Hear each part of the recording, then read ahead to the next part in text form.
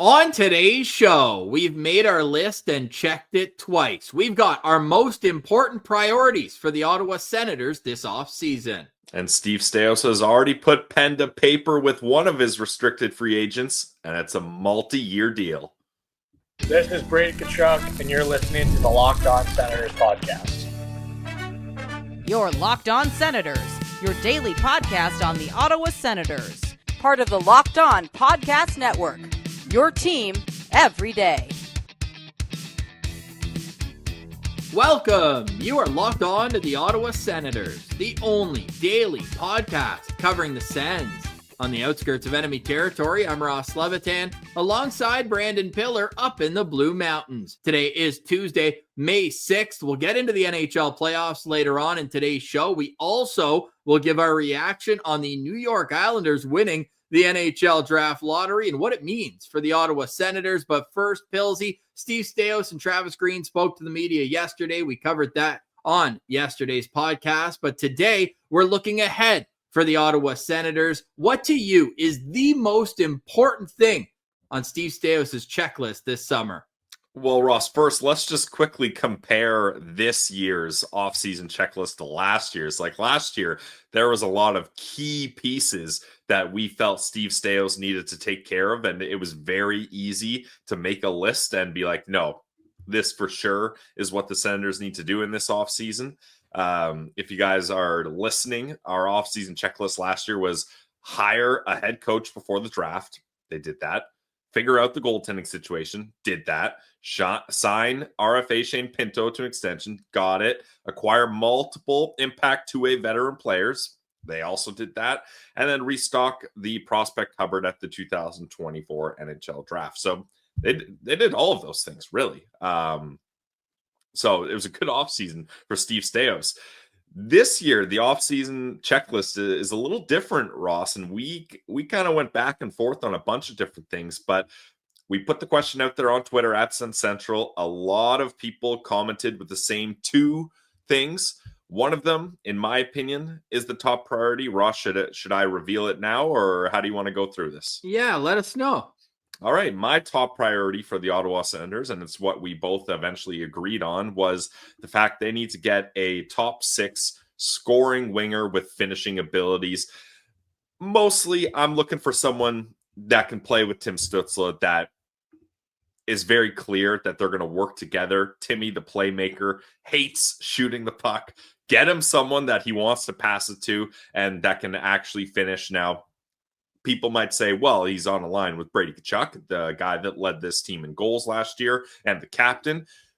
Brady Tkachuk, although he is a goal scorer, I wouldn't say necessarily has that elite finishing ability that the Ottawa Senators need. He's more of a power forward, which he gets his goals in different ways. But I'm talking about a guy with an elite shot that can basically score a goal at any given moment. He's got to have a couple 30-goal seasons under his belt, in my opinion. Well, Brady's got just that, but I get what you're saying. And if you look at the right side of the Senators' top six last year, Drake Batherson and Claude Giroux, both pass first guys as well. So who's it going to be? Will it be Fabian Zetterlund? Yesterday, Steve Staios said they feel like they have internal options that can grow and help them produce offensively, but finishing is the number one priority. The Ottawa Senators finished last season near the bottom of the league in shooting percentage at 5-on-5, 30th out of 32 teams. Only Calgary and Nashville had a lower shooting percentage at 5-on-5, and neither of those teams made the playoffs. So you're looking at a situation now where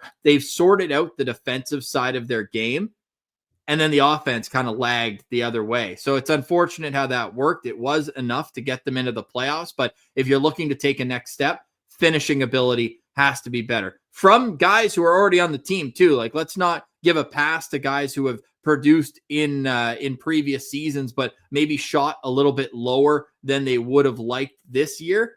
But I think going out and getting a guy who is a known goal scorer would be a really good idea for Steve Staios. I don't think it's necessarily number one because of that internal option that they have in Fabian Zetterlund, who has, for those saying, oh, Zetterlund didn't score at all when he came to Ottawa. 2 goals, none in the playoffs. What the heck?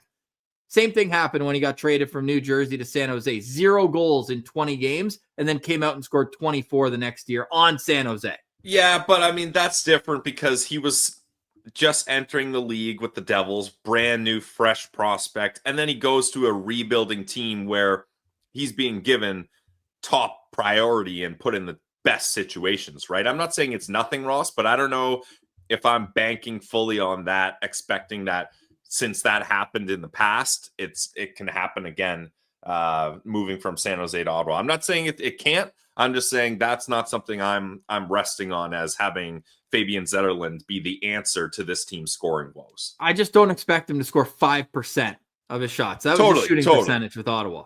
Yeah, I think he's going to be a low 20 goal scorer. Like his career high was 24 goals. I don't expect him to score more than that next season. Even if he's playing with Stützle and Tkachuk, I think he could score 30. I don't expect him to be playing with Tim Stützle and Tkachuk. Right. So who are the names that you're looking at? And would it be free agency? Or are you thinking, hey, maybe we make a move, trade a guy who's more of a pass first guy and do it that way? I don't know, Ross, because every time we spent a good chunk of time in our pre-recording meetings, which are very formal, very organized. We put a lot of work into our prep. Mostly it's just tossing names around and seeing what sticks. But there's so many options that this team has. It's a good problem to have, better than years past. So when you start bringing in new players, you're like, okay, cool. We'd love that guy in this spot. But then now you're slotting this guy down and then slotting that guy down. You have to slot this guy down. And it just kind of messes the whole roster. So I don't know how this team's going to do it, but just example of names. And we've talked about these guys before as targets, like a Brock Besser, a Nikolai Ehlers, like guys like that are known goal scorers that can fit on a top line. Now, are you going to be able to afford these guys? Are you going to be able to outbid or make Ottawa a more attractive destination than other places on the open market? That remains to be seen. So I could be living in a dream world here, just targeting those guys. But that's the type of player I'm looking at because, Ross, you look at the Ottawa Senators and you look at the teams they're going to go. Let's assume they're going to make the playoffs. At least that's their goal moving forward, is make the playoffs every year. Look at the teams they're going to be going up against.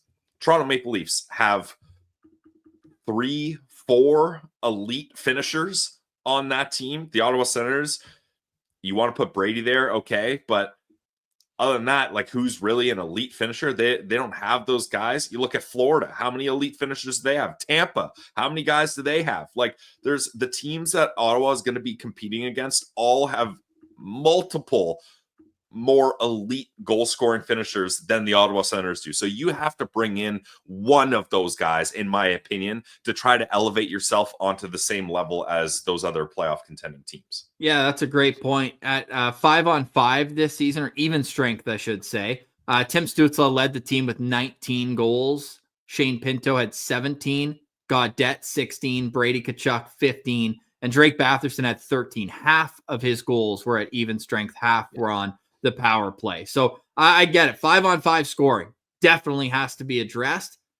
I look at a guy like Tim Stützle, though, as a guy who can maybe not double his even strength output, still led the team, but he admitted that he was having trouble in terms of deciding when to rip the pill during this season. So I'm looking at him as a guy internally that can have more of a shooter's mentality and help them get over this 30th place 5-on-5 scoring. And it did improve throughout the second half of the season. After the trade deadline, they were 20th in 5-on-5 scoring, but I'm with you. And that's why I bent the knee and said, look, Pilsy, you're right. That's the number one thing. Let's get a scoring winger with a high finishing ability this offseason. Number two, and this is what I fought you for, I think this is 1A, 1B, and that's a reliable right shot defenseman that can play on the second or third pair. We saw Nick Jensen battle through injuries in the second half of the season. He's also going to be 35 years old next year. Is it a comfortable situation to have him as your second right shot defenseman with Nikolas Matinpalo, who we'll get to in the next segment with signing his contract, as the third pair guy? Or is it important for them to go out and get a guy who has the ability to play on any given night in the top four? So this was the other comment that a lot of people on Twitter said. It was scoring winger and right shot D. So I think we're on base here. For me though, Ross, it's a clear number one with the winger and a clear number two with the defenseman. I'm not on a 1A, 1B basis with these ones, just because I think for the first time in a long time, you have a decor, a top six, where the pairings work great together. They have great chemistry together, and the pairings slot perfectly in their roles. Sanderson, Zub, amazing chemistry together. They are your number one D pair. Thomas Chabot, Nick Jensen. You finally found a partner to work with Thomas Chabot and Nick Jensen. Now, is Jensen's health and age going to be an issue moving forward next season? That certainly could be the case. Like, who knows if he's going to have some work done this offseason? He was banged up for a lot of time. That remains to be seen. Clevin, Matinpalo, great third pair that have great chemistry, and they work well together. So for me, it's a similar question when you're looking at the defense. Sure, you love to just get a guy and put him in your lineup, but then you're like, okay, how does this affect the current roster? So if you're going to find a second pair right shot defenseman, then you're moving Jensen off of his pair with Chabot, and they work so well together. And then you're also moving Matinpalo off his spot with Tyler Clevin. And I think Clevin Jensen could be a nice pair, but then you're looking at a $4 million defenseman on your third pair playing 12 minutes a night. Is that sustainable, or is that how you want to shake up your roster? I don't know. So these are the questions I come in, Ross, but I do think, again, if you're going to compare your decor to those contending teams, like look at the Leafs decor. Sure, they don't have that number one prize top defenseman like Jake Sanderson. Leafs fans, if you're still hate watching us, you can say what you want about it, but I believe that is certainly the truth. But their six as a whole is much deeper and much stronger. So that's where I could see the Sens being like, let's bring some reliability, some structure, some stability to this decor and add one more right shot defenseman. You look at like Oliver Ekman-Larsson was such an important player on their third pair. So I'm thinking Jensen could be an important guy on a third pair, keeping steady Eddie with Tyler Clevin. And if Matinpalo is your seventh defenseman, I think you're in good shape. I also remember the 400 minutes this season at 5-on-5 that Sanderson and Hamonic played together, right? And that just showed when Zub went out with the broken foot and the concussion early on in the season, all of a sudden you're scrambling. And I just don't think the Senators have enough depth on the right side. Now, the unknown in all this is Carter Yakimchuk, but I think it would be a little rich to expect him to step in at 20 years old and play in a top four role. So I think that a guy on a 1-year deal, Jensen's also going into the final year of his contract. You just need a little more depth on the right side. Reliable is the key word. And maybe another word that you could use for that is a guy who can play up and down your lineup, right? A guy who's got the ability to play 20 minutes a night, but if he's playing 13, it's not the end of the world either. So a reliable right shot defenseman needs to come in. What's the prototype for this guy? You're looking for a guy like, I don't know, maybe in his early 30s that plays a good two-way game, or like what style of defenseman? You don't have to name a name, but what style? Yeah, just a guy that can be complementary. The Senators' decor is built so that the left side is going to be your puck movers with Sanderson and Chabot. Just a guy who can play a steady, reliable game. Like, it doesn't have to be flashy at all. Like, to me, it's just a guy who's not going to make mistakes, really, would be my key. So you're looking for someone that's going to play pretty much every day and have Matinpalo slot in as a seventh guy. Well, yeah, more or less. And if you look at how things shook out this year, Hamonic played 59 games. So more or less, you're going to have to replace a number of those. Matinpalo played 41. So you're going to have to use more than 6 defensemen this season. Matinpalo playing between 41 and 65, let's say, games this year would be perfectly fine by me. Yep. But I think if you're looking to take a step forward, it's how are we going to get better? And I think a way to do that would be adding a guy who can help in a top 4, top 6 role on the back end. We'll see what fits. There's no names that are jumping out. Like, obviously, there's some top end talent this offseason, but that's not going to be an option. You're not going to go and get an Aaron Ekblad or Noah Dobson, who's an RFA right now. Like, it's going to have to be a guy who's been around the league, has some games played, and you just hope they put up steady results. If they're a winner, even better. But just another right shot defenseman to me is extremely important. What we know is these two are the things that fans want: scoring winger and a right shot defenseman. But we've got three more important things on Steve Staios and the Ottawa Senators checklist. We'll get to that next. Then we'll discuss Nikolas Matinpalo being the first RFA signing off the board this offseason. We'll get into a little playoff chat and the Islanders winning the draft lottery at the end of today's show. You're listening to Locked On Senators, your team every day.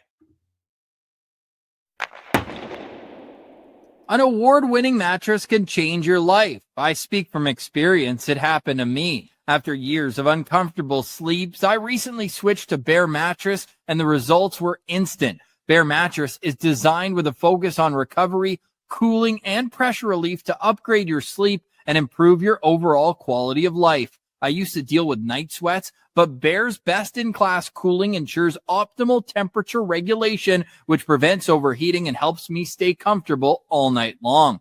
Bear offers a wide variety of mattresses, but to get the right one for you, take their sleep quiz that matches you to your perfect mattress based on body type and sleep preferences. Go to bearmattress.com and use promo code LOCKEDONNHL at checkout to get 40% off site-wide. This offer is not available anywhere else. You have to use my promo code on the very last page of checkout to get this discount. That's bearmattress.com. Use my promo code LOCKEDONNHL to get 40% off site-wide. Bearmattress.com, promo code LOCKEDONNHL.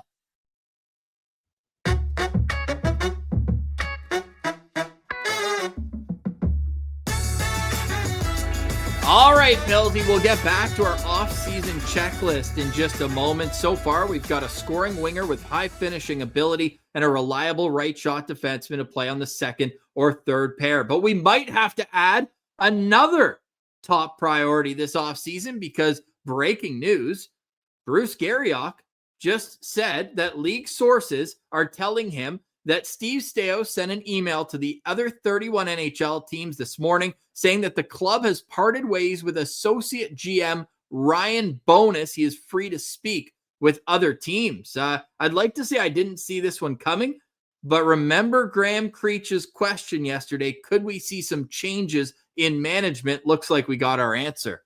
Yeah, I mean, I'll say I'm surprised, Ross. I thought Bowness was doing a good job. From what I understand, a lot of his job responsibilities surrounded the Belleville Senators. Sure, disappointing they missed the playoffs this year, but I think he did a good job bringing in guys and making that team competitive at the very least. It's not like they missed by a whole lot. They were right in it till the very end. And just personally, Ross, we always had good interactions with Ryan Bowness. When we met him at the gala, he was one of the first guys to come up to us and say hi, said it was good to see us. So from a personal spot, sucks to see a good guy like that go, and obviously a well-respected guy in the hockey community. So I hope he lands on his feet. Yeah, I'm sure he will. And I mean, he had the connection to Ottawa too when his dad, Rick Bowness, was the first head coach in Ottawa Senators history. So yeah, we really hope that that Ryan Bowness lands on his feet. It was only last year that Steve Staios was interviewing him when he was looking for a general manager and was saying one day Ryan Bowness will be that. So Ryan Bowness has parted ways with the Ottawa Senators. I don't know if it's mutual or what the case is. We read all that we know there from Bruce Garriock Scoops on Twitter. So now there's a vacant AGM position, associate or assistant GM position for the Ottawa Senators. So add that to the checklist, Pillsy. But whether that gets figured out sooner or later, the Ottawa Senators have more business to take care of. Coming in at number 3 on our offseason checklist is re-signing veteran forward Claude Giroux on a fair 1-year contract. I say fair as an important part of this. I think if you're looking at a negotiation with Claude Giroux, you could get into a case where it's asked that it's a multi-year contract. Personally, I would prefer to pay him more money on a 1-year deal and negotiate every summer with him to keep him in Ottawa. We hope he retires a Senator, rather than go 3-year contract at a lesser AAV. How do you feel about that? Yep, I'm with you, Ross. I've said all along, I think Claude Giroux is going to do 1-year deals based on how he's feeling. I don't have any concern about him leaving.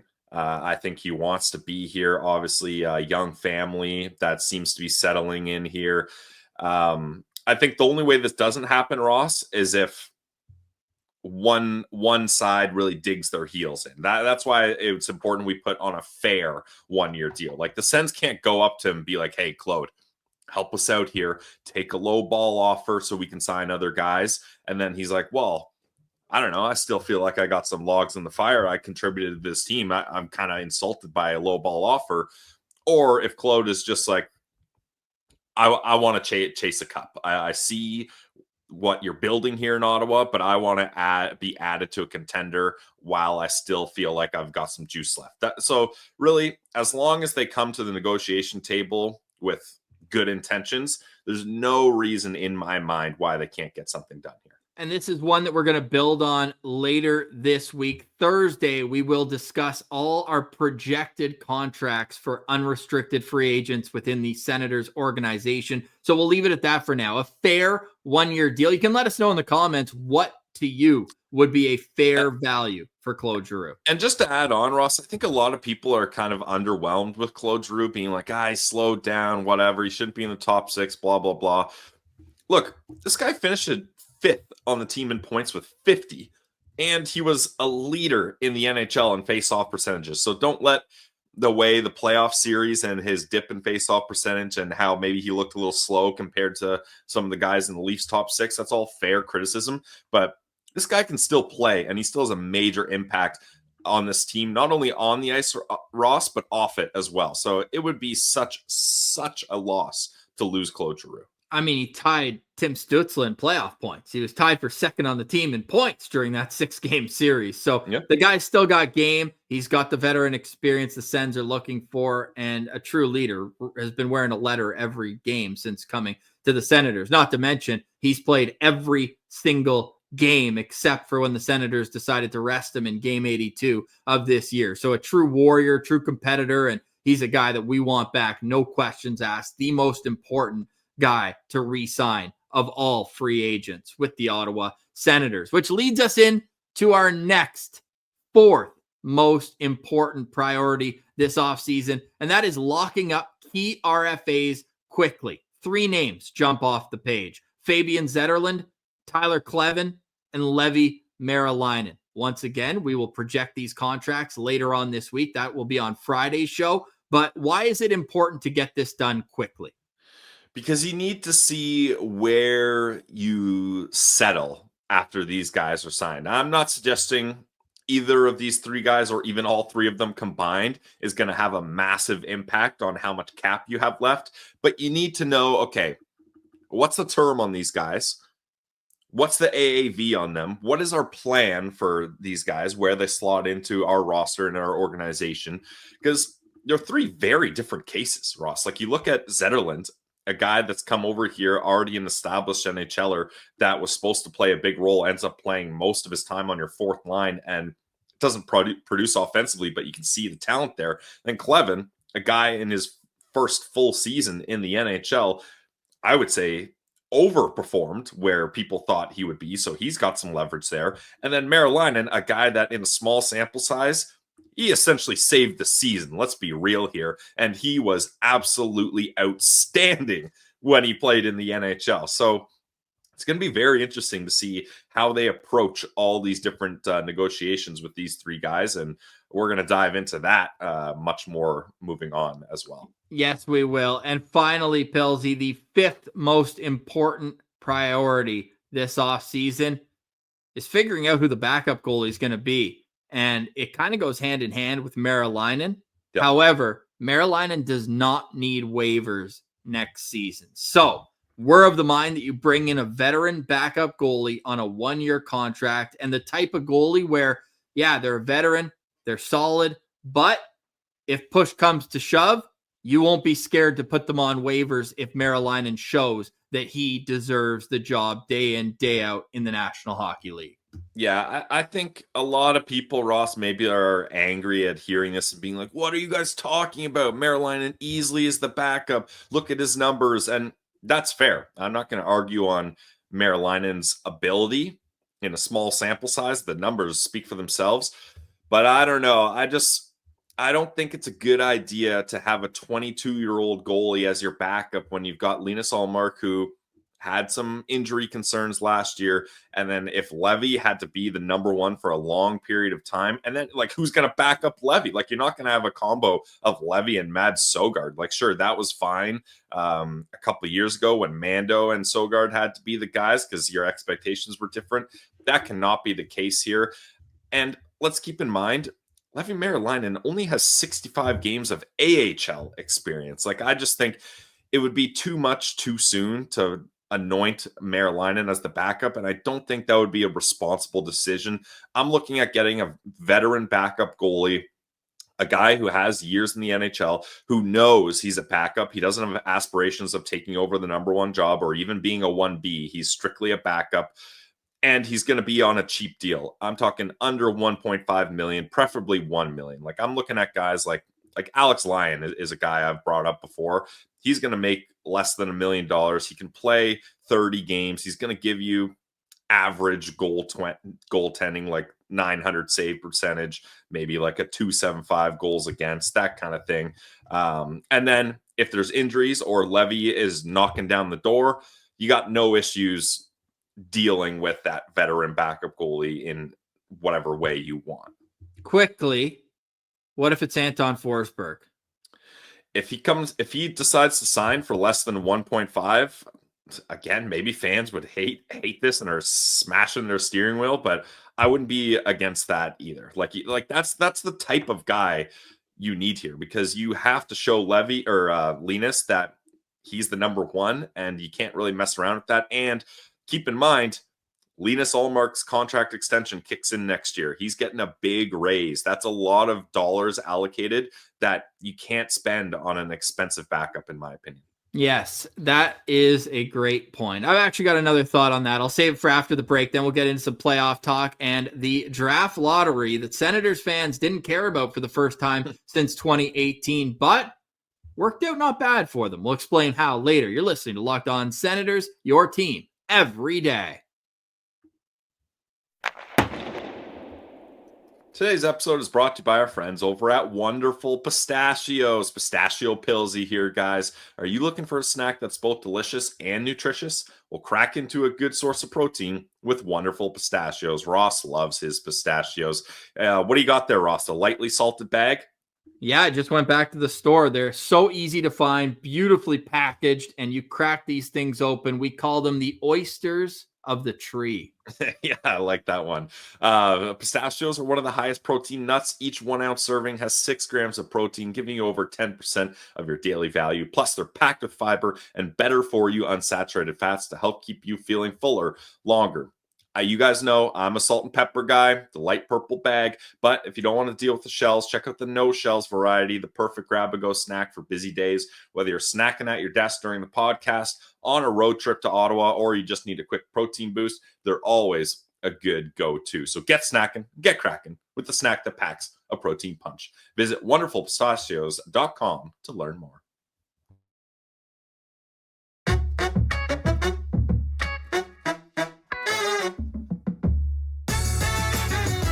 All right, Billsy. So we've got our list. We've checked it twice. And here are the top offseason priorities for the Ottawa Senators. A scoring winger with elite finishing ability, a reliable right shot defenseman who can play on the second or third pair, re-signing Claude Giroux on a fair 1-year contract, locking up key RFAs quickly for cost certainty reasons, Fabian Zetterlund, Tyler Kleven, and Levi Merilainen, and then getting that veteran backup goalie on a 1-year contract. And I'll make the case for Anton Forsberg.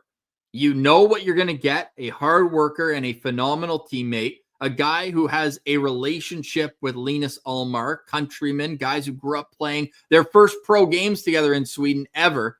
And you mentioned a 900 save percentage.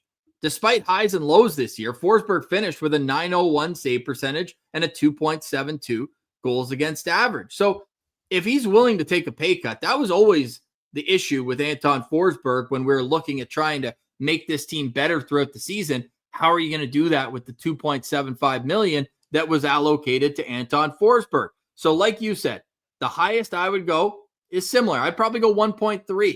But if he's willing to do that, then I wouldn't mind if Anton Forsberg comes back to Ottawa. Well, and keep in mind, Ross, when he was signed to that extension, Pierre Dorion already had his plan in place. Anton Forsberg was signed to be the 1B goalie, and Pierre Dorion already knew he was going to go hard for Korpisalo to be the 1A guy. Like, that was always the plan. They had been targeting Korpisalo years before they got him on that free agent deal. So that's why Anton Forsberg was given that contract. And yeah, I think that was a nice contract for him.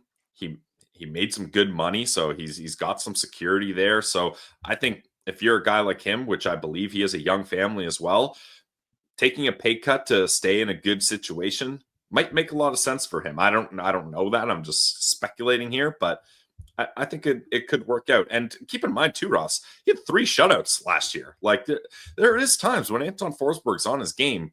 He's got an A game and a Z game. Yeah, that's a fair point. And then also, it's a lot of backup goalies that like that. Big time. He finished with an 11, 12, and 3 record. Now, is that amazing? No, but that's not going to derail your season. Like, he's basically winning almost 50% of the games he starts.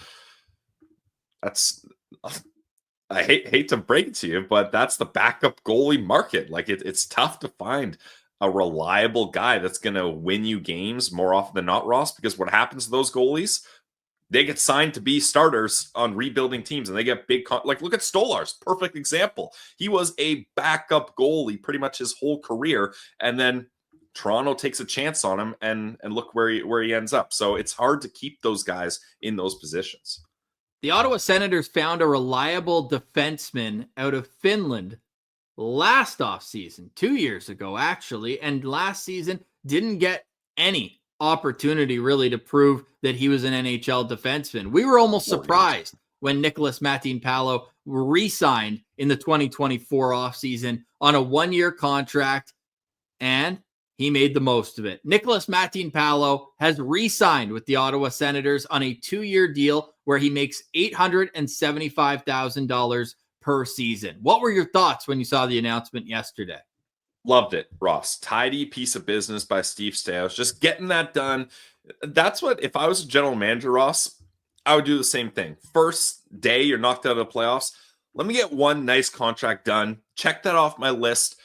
Lean back a little and then start working on some of the other ones here. But this is a great deal for both sides, in my opinion. You get 2 years, so that's some stability for Nikolas Matinpalo. Feels like he can settle in a little bit in Ottawa. You only give him $100,000 extra in AAV, but for Matinpalo, that's one-way money. So even if, let's say, he's a 6th, 7th defenseman or ends up getting sent down, he knows he's going to get that money.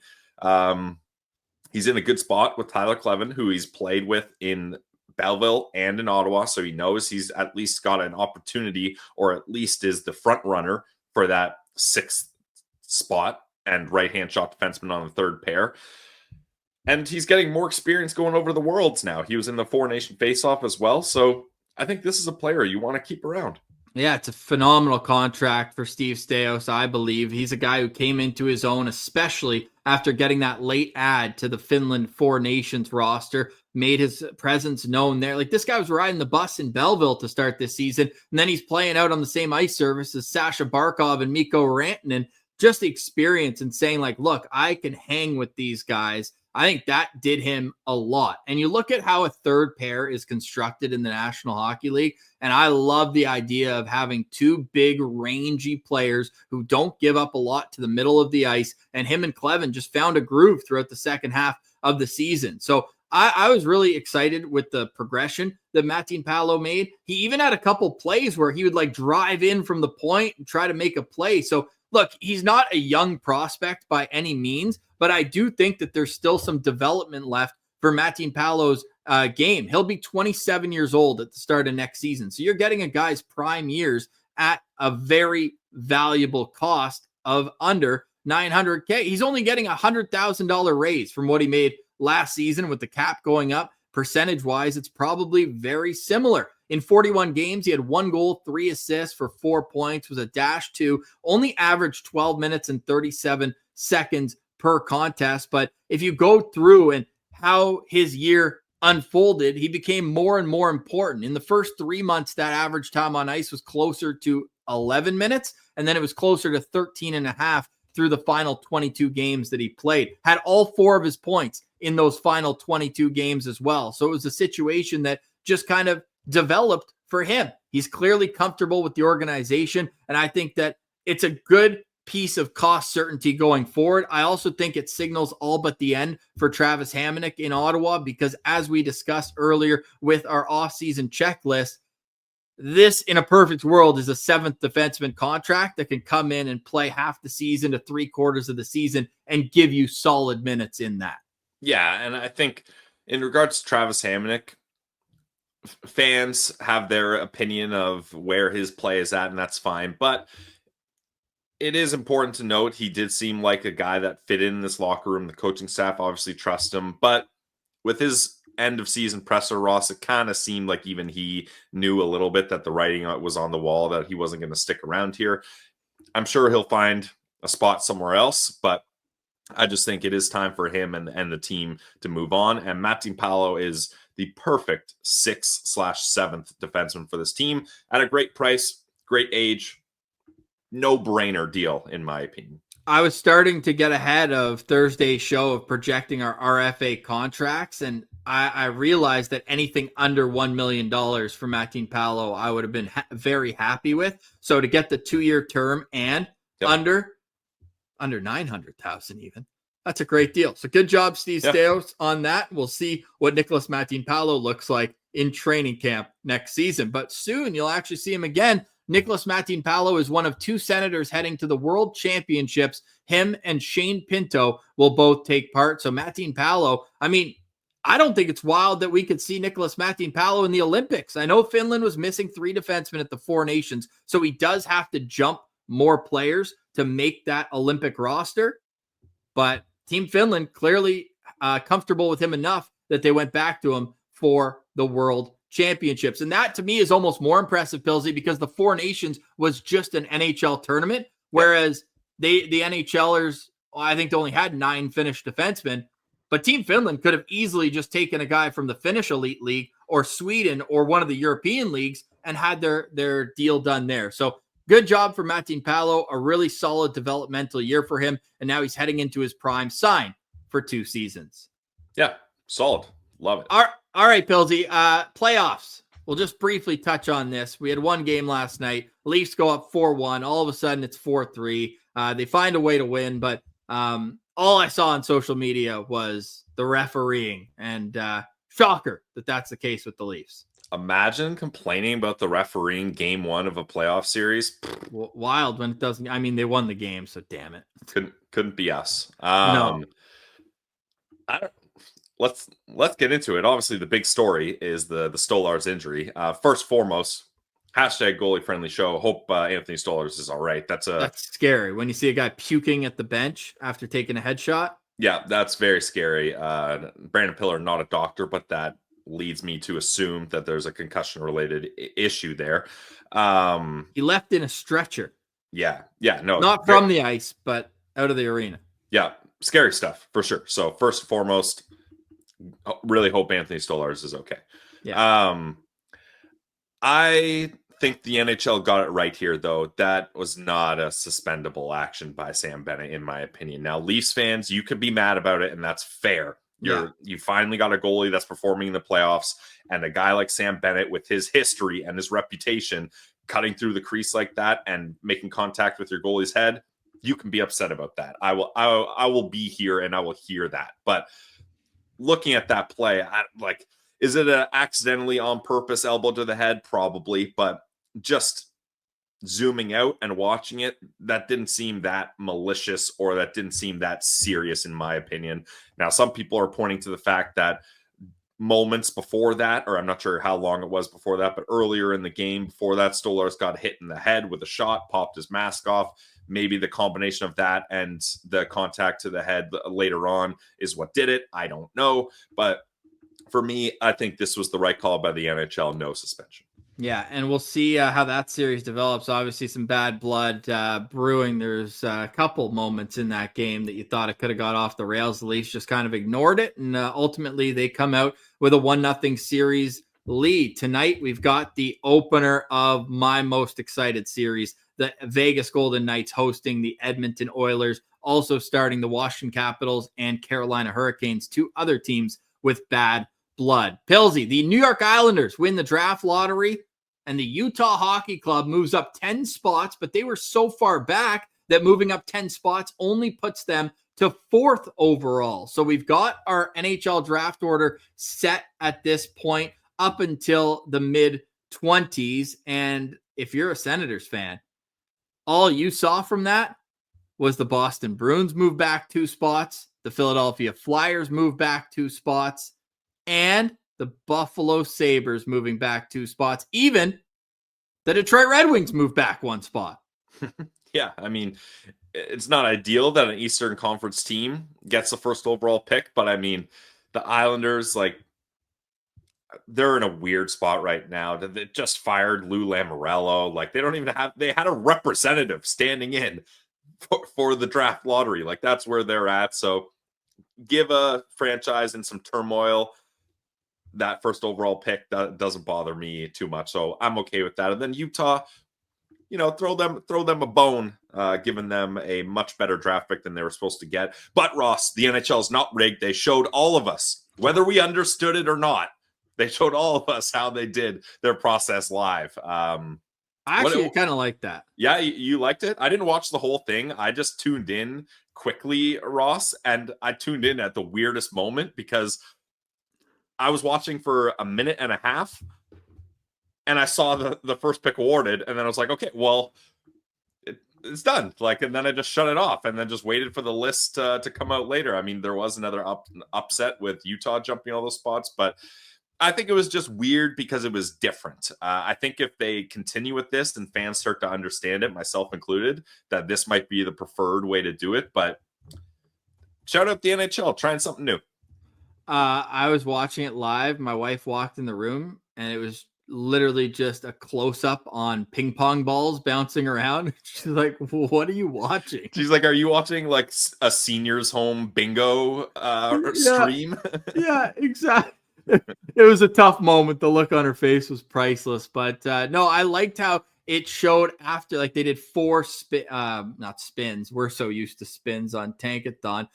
4 rounds of pulling out the ping pong ball. And after each one, it showed how the odds changed versus their original odds. So I thought that was kind of cool. Better than just flipping the piece of styrofoam or whatever it is that they flip and has the team logo on it. But I did like the past way of doing it, how it was a build up to number 1. Fair. Yeah. It was just weird for me to turn it on, be like, oh, the Islanders get the first pick. So I'm like, okay, well, I don't care to watch anymore now. Yeah, no, that's fair. So congratulations to the Islanders. They get the first overall pick. That GM job just became a lot more valuable. Ryan Bonus? Oh my goodness. Could you imagine? Final thoughts on the draft lottery. 2nd, 3rd, 4th, and 5th overall pick, all Western Conference. So there you go. Yep. That's good. And I mean, if we're going to get into our draft prep, Ross, but from dipping my toe in, if you're looking for a center in the first round, you're 21st overall is the best place to be. Yeah. Well, I don't know if the Sens are looking for a center. We'll get into that. But if you're looking for a center, this is the draft for you. Okay. Heck yeah. Love that. So that's the draft lotteries in the books, and the NHL draft will take place in Los Angeles in June 27th and 28th. First round on Friday, June 27th. It sounds like Cam Robinson, friend of the show from Elite Prospects, he said that a lot of people he spoke to at the World Under-18 Championships that happened last week said they expect them to go back to a centralized draft, which is the right play. So hopefully this is just a one and done with the decentralized draft, kind of like how the NFL does it, or the NBA, where they have a few people in the green room, but it's just the commissioner that goes up, makes the pick. Everybody's in their own war rooms in their respective cities. Pilsy, any final thoughts on today's show? Nope, no final thoughts for me except go Cats. I love that. All right. For Brandon Piller, I'm Ross Levitan. Thank you for watching, listening, engaging with the show. It means a lot to us here. If you like the show, hit the thumbs up below. If you love the show, please subscribe on your favorite podcast platform. Leave a 5-star review. It goes a long way to helping the show grow. Tomorrow, we will debate who the Senators' most valuable player was this season. And as I've teased throughout the show later this week, we will project the contracts for all of the Ottawa Senators restricted and unrestricted free agents. This has been another edition of the Locked On Senators podcast, your team every day.